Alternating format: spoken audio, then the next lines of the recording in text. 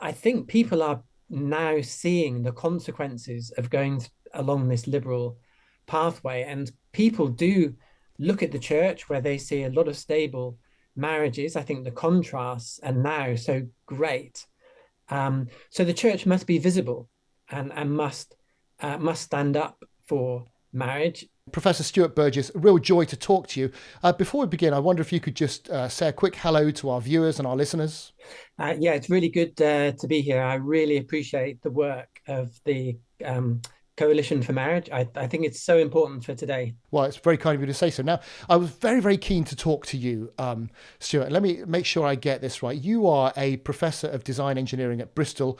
You also hold academic roles. You have and currently hold academic roles at Cambridge University. You're a serious guy, Stuart, and you know an awful lot about systems design and biological systems design.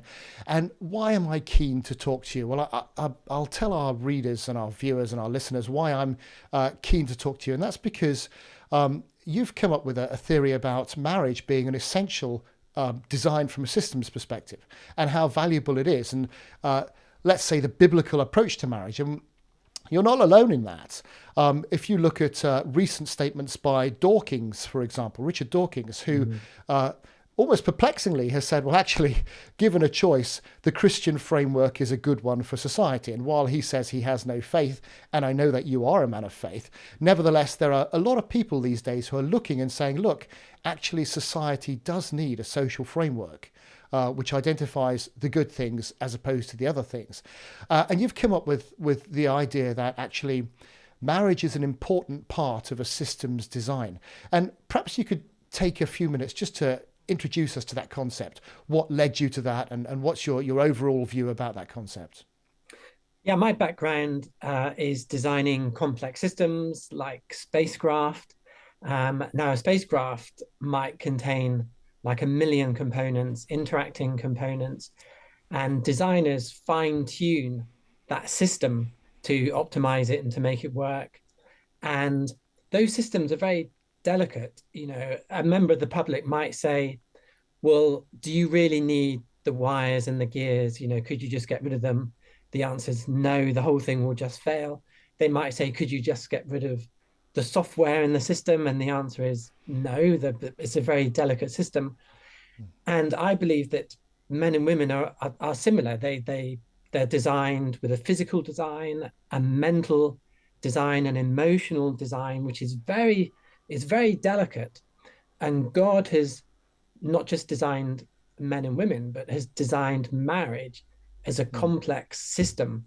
And if people say, well, I can just redefine marriage, it's like trying to redefine that spacecraft without really Mm. knowing what you're doing. And when you Mm. consider that God is infinite in wisdom, who are we to try to redefine what is a very complex, fine-tuned, delicate system? That's the point. Now, a lot of our supporters, Stuart, will come from the Christian background, the Christian faith. I'm a Christian myself. A lot of our supporters don't. They either come from other faith bases or they have no faith at all. In fact, a number of atheists are regularly in contact and discussing issues, but nevertheless recognize that there's something that a man and a woman does in a marital relationship, bringing up their biological children together, which you can't replicate. And that's not to say other things don't take place in society. Of course they do. But they're not the rocket, if I can use your terminology. It's a different thing. It's not the rocket. And the rocket needs to have its own definition and needs to be recognized for doing the thing that only the rocket can do. If again, I can choose your terminology. So take us further. I mean, the literature will say, from an evidence point of view, marriage is good for adults. In fact, Brad Wilcox's recent book, Get Married, again highlights the evidence that, well, married people are report to be the most happy. Those with children report to be significantly happier than others. That marriage brings about, from a societal perspective, the best outcome for children, for adults, and for wider society. Perhaps we could delve into a few of those issues from a design perspective, because yes, the evidence says that that's the case, but nobody ever really answers the question, well, why is that the case? Well, let's maybe pick your brains from a design perspective. Do you want to, I don't know, talk to us about Why is it good for adults? Why is it good for children? Yeah, I mean, first of all, just to respond to one of the things you just said, there's wisdom not just for Christians, Mm, but wider society can benefit from some of the things that we read in the Bible, like God's plan for marriage. Everyone can benefit from the blessings of following biblical marriage. But in terms of why it's the case, when you see marriage as a lifelong union, and something that you should save yourself to, it makes you more cautious in starting a romantic relationship. You don't launch into something just because you have some sexual attraction or you want some short-term pleasure. Having this worldview that you believe in lifelong marriage, it's a real restraint on human behavior because it's human nature to want to have a quick thrill and a quick pleasure. We need that restraint of going mm, for lifelong, mm, a lifelong romantic relationship. mm, And it's very clear that that's the only way that will lead to fulfillment, real fulfillment, as well as stability and security and safety. There are all mm, those blessings. And as you say, these statistics are so clear. If you look at the research, um, people are 5 times more likely to get divorced if they've been living together before marriage, if they've had other relationship before marriage. Let me pick up on that because that's quite interesting. Because again, the stats are quite clear that you're more likely to stay together if you're married than if you're cohabiting, which is very interesting. Why? What I mean, it almost from a humanistic perspective, it seems counterintuitive. Why would you be? Why would some people say? Why does a piece of paper make a difference? How would you respond to that? Because if you have had relationships before marriage, you're as happens today, you're very likely to get into a cycle of serial relationships and serial breakups. And when people do that, they're learning that, I mean, they become experts in divorce. They become experts in wanting something new, some new experience, not being happy with what they've got. Whereas people who save themselves for marriage and believe in lifelong union, for them, they do go for this for better, for worse. They dedicate Mm, themselves to a long term marriage, which they then find fulfilling and satisfying. So it's a matter of not getting into that cycle of looking for a new thrill, getting divorced, not being happy, looking for another thing, and finding yourself that you can't get out of this rut and this negative cycle. mm. And do you think there's something again, the stats are quite clear about marriage versus cohabitation, etc., etc. But I wonder how much there is towards, we are creatures who live in a social system. And there's something about standing up before those who know you and saying, well, we're making a commitment together now, recognized in public. It's official. We're promising to stay with each other for the rest of our lives. And we're making that commitment before you all. And so the physical piece of paper is not the relevant thing, maybe, but the social commitments. We've decided to do this, as opposed to, well, someone, instead of just coming around every Tuesday to spend the night together, we're going to spend every night together. Well, there's a difference between the two things, isn't there? Which again is why things like no fault divorce are so damaging to the institution of marriage, because we've got the thing that you can walk away from with impunity, and it's called not married, and that's why marriage is so valuable, because you've made this decision that, as most people say in their vows, till death do us part. Yeah, that is absolutely correct. And I mean, I come back again to human nature. Human nature is your feelings can go up and down. It's tempting to follow your whim. This week, I don't feel very good. I think I'll back out of this relationship. Because of the weakness of human nature, we do need that formal commitment. And you're absolutely correct. It's such an important thing to stand up and to say, I do make these vows. I can see that it's in the long term benefit. I've heard so many people say to me, they regret getting divorced, they regret splitting up. It was a spur of the moment decision. If they could go back, they would change their decision. But had they have been following a biblical pattern of marriage, they would have been encouraged to have stuck at it and then not later regretted making that split or divorce. And nobody's saying, look, you in situations of abuse, adultery, abandonment, that nobody's saying you have to stick in those. But actually, our divorce had got to the stage where people were using not very good at DIY as an excuse to end a marriage, for example. And so the idea, well, you work together on these things and I don't want to we shouldn't look at personal cases. We should look at population level reasons. But, we know from a personal level that, sometimes marriage is difficult and sometimes it's the commitment which gets you through. But then, those of us who have been in it for years and years and years, decades even, can attest to the beauty and the wonder which only comes about through resilience, through sticking together in thick and thin. And then you develop and you have something which is hardly able to be captured in expression, such as the beauty of it. Yeah, that's absolutely correct. I come from a single parent family. There were 5 children, but I was actually brought up on my own with my mother because most of them were in social care. But I know from childhood, I was jealous of other families where there was a father figure.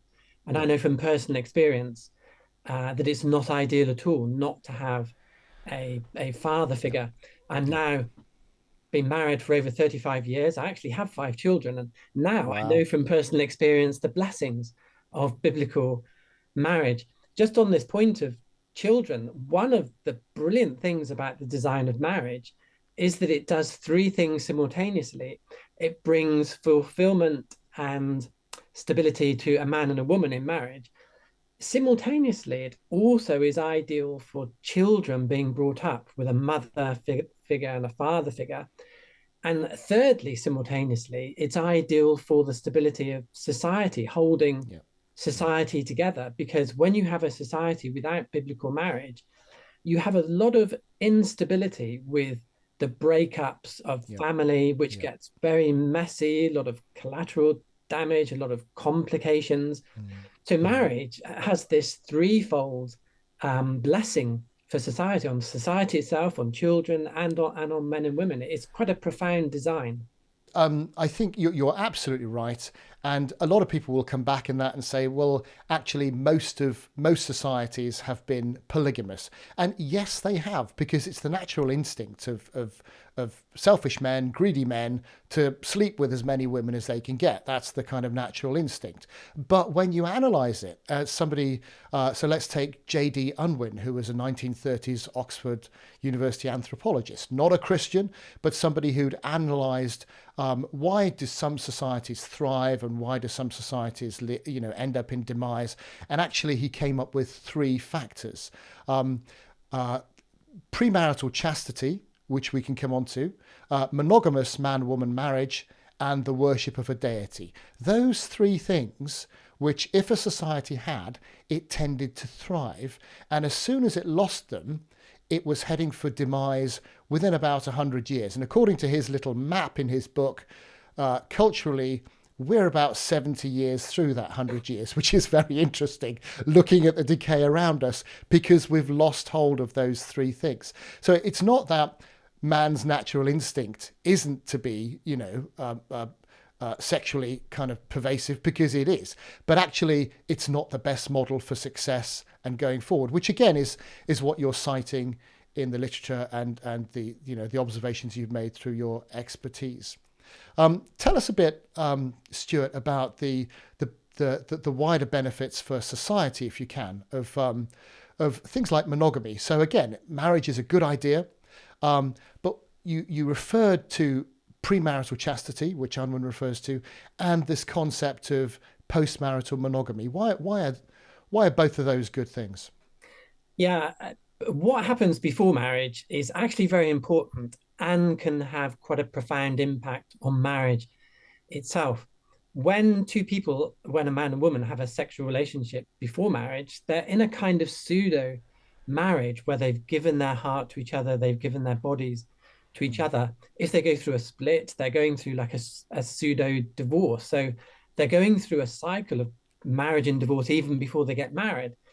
which that does have an effect on marriage because They could be learning how to divorce, learning how to get dissatisfied in a relationship. They could be making themselves less attractive for marriage later. They could be developing bad habits for marriage. There can also be the danger of even sexual violence, sexual assault. Just now, you made an important point that men can often be selfish, looking for a quick thrill. It's often the women who are victims in a society that doesn't follow biblical marriage. And my own university, Bristol University, did a big survey of sexual assault. They interviewed over 1,000 young girls, I think between the age of 13 and 17, and a third of them had suffered sexual assault because their Wow. boyfriends felt that their girlfriend belonged to them. And if their girlfriend belonged to them, then they should be able to do anything they want. And the girls weren't happy with that, but the boys just forced themselves upon them. Now, people who follow chastity before marriage, abstinence before marriage, they're protected from that danger, that very real danger of sexual assault. Sadly, we live in a world that just can't recognize the solution to women being assaulted and abused in that way. They think that you have to teach young men about consent, but that is just not realistic. The only solution to stop the abuse of women is to follow abstinence before marriage. So there are some Yeah. real consequences to these things. And what happens before marriage is so important. I tell you what's interesting there. So I don't know whether you've read Louise Perry's book, The Case Against the Sexual Revolution. Yeah. Yeah, and she's not a Christian. Again, she's somebody who appreciates the Christian moral framework and its value to society. And she would be, what would a modern feminist, maybe you'd call her, but and speaks for a lot of other modern feminists, and she's gaining in popularity. But her conclusion in that book was, this idea of women being as promiscuous as males doesn't work for women. The sexual revolution turns out to have been a bit of a bad deal for women. And she actually says the best thing you can do in the book as a woman is find a man, get married, and stay married. But in an update to that, in a recent, I think, a trigonometry podcast, the last one she did, or the most recent one she did, she says she was tempted to say in the book that you should save sex for marriage, but she didn't because she was advised, oh, no, that'll just be ridiculed and that's all the book will be known for. But actually now she wishes she'd put that in the book too. That's really interesting. Yeah. So this is, not a Christian. This is a feminist who's saying actually, and Stuart, women set the price for sex. And this is the interesting thing. And if the price is a swipe on a dating app, that's all men will pay. But if the price is long-term commitment and monogamy, well, they'll pay that too. I think that is an excellent illustration. I've not heard that before, but that is such a key thing. Men can be so immature and they need that restraint. They need that challenge of saying, are you really committed? And yeah, I think, I've heard of women who would love society to change back to that commitment, but they feel trapped by the peer pressure. I know of women who said, well, they just go ahead with a promiscuous lifestyle because of the peer pressure, but they would love society to go back to that commitment of marriage. Well, that's a crying shame that the default for sex before marriage used to be no. Now the default is yes.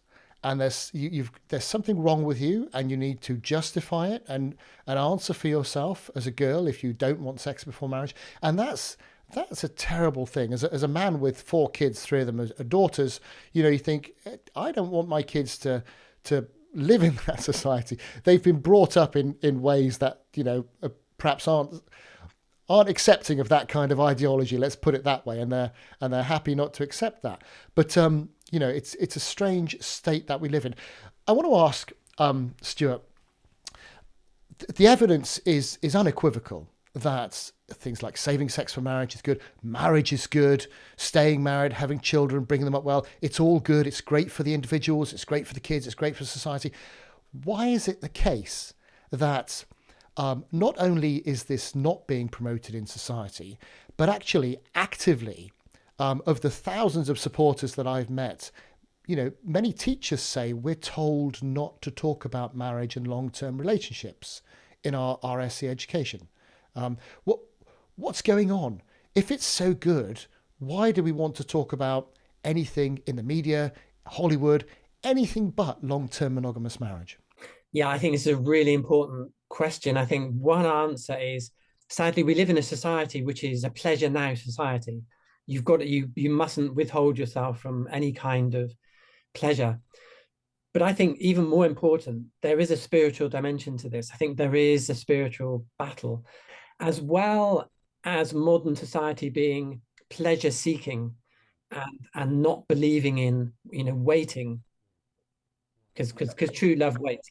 Yeah, Yeah, Carl Truman would agree with you. He says that marriage is at the heart of our culture war, if you like. it is. And it's interesting because you look back in recent times of Soviet Russia, Maoist China. In order for the government to exert more power, they have to destroy the concept of family. Because families are strong, families are resilient, families are self-sufficient. They don't need big governments. And the three ways of destroying family, Soviet Russia style, for example, was to trivialize sex. Anyone can have sex with anyone. To confuse gender, there's no difference between a man and a woman, and to undermine the nature of long-term relationships. And thereby you atomize society. And then you just have individuals who it's much easier to manage as a powerful government, if you like. And yeah, it chimes exactly with the sort of thing you're saying. So that's where we are, Stuart, which is kind of interesting, if a little depressing. Although there are a growing number of people who are beginning to see through that and are beginning to say, hold on, it turns out the liberal experiment isn't really working, is it? Because once Christianity leaves the port, liberalism doesn't take over, some other kind of ideology does, whether it be identity politics or something else like that. And actually, we're not sure we want the swap. What do we do? How do we recover the truth? And I'm phrasing that carefully because you can't go back in time. How do we recover the truth? Well, I think organizations like Coalition for Marriage have a really important um, job to do, being visible, having the website. Churches also have an important job to explain the message, and I think people are now seeing the consequences of going along this liberal pathway, and people do look at the church where they see a lot of stable marriages. I think the contrasts are now so great. So the church must be visible and must stand up for marriage. I think there are some really good organizations, Christian Concern for the Nation, Christian Institute, as well as your own organization. And I think there are some encouraging signs that newspapers, television are interviewing people like yourselves more. And so that witness is really important.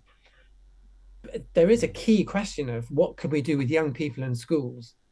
And I think this is a really important area. So we do need to speak to the government about what is in the curriculum, about sex and relationships, education, because these things have such an impact on young people at a young age. So I think there's a key battle that we do need to write to our MPs about having teaching which promotes biblical marriage in schools, at least for children to have that alternative to be considered. So I think we need to put pressure on MPs and government, particularly with education in schools. It's a very good point. And ironically, the Education Act does require that kind of balance in the curriculum, but it's just flat out ignored. So, one of our campaigning issues will be actually we need to legislate again to say there are some things you shouldn't talk about because they're flat out lies, and some things you should talk about because it is it is the way to the best version of the next generation. Let's not hide it from people because it's actually really quite valuable. So yeah, there you go, Stuart. And of course, you are a contributor in this Rediscovering the Truth too. You do an awful lot of talks. You go around the place and you speak to churches and to other organisations. And I want to thank you for all the work you do, for standing in an environment which is which is quite alien to the views that you're talking about these days Mm. itself. And so you must have quite a job there. Do you want to tell us a little bit about the challenges maybe you face or don't face doing your job with the beliefs that you have?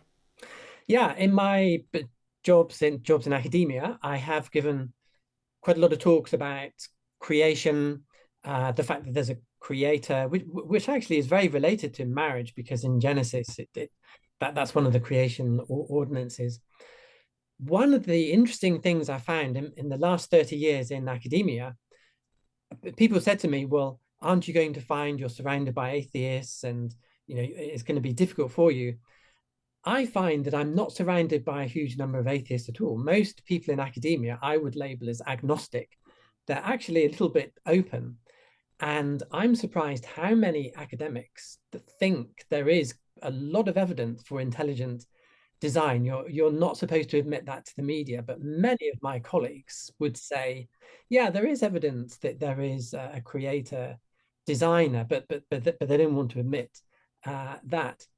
And so I've been surprised how much support I've had to be outspoken on creation. I've had a little debate with Richard Dawkins, and I was so surprised how many of my colleagues said, well, actually, they support my view of intelligent design. I think a lot of the public is surprised when they hear that kind of thing. And I'm also surprised many of my colleagues will say to me they can see the advantages of lifelong marriage, and they're not happy with some, my older colleagues are really quite unhappy with some of the changes that are coming in and think it's not good at all. My university is encouraging people to put their preferred pronouns after their name. And I would say at least 95% of colleagues in my generation absolutely refuse to do that. They think it's a Good, silly good for thing. them. Good Yeah. for them. And so And they should, because there's no legal requirement for them to do that. so within academia, my colleagues are very resistant to a lot of these wokeism ideas. It's being forced upon us. It's Mm. not because academics actually want to go in that direction. Yeah, very. And you make a really good point there, Stuart, which is that a lot of people agree with things like real marriage and the things that you're talking about, but they're a bit afraid of the mob to speak up, and that's why it's so important that people like you are doing what you do, and that others who are able to speak up where they can in their environment do so also, because people will see and people will follow. And so, I'm so grateful for all you're doing. Professor Stuart Burgess, thank you for your time, for your work, and hope to speak to you again soon. Yeah, thank you, and blessings to your ministry too.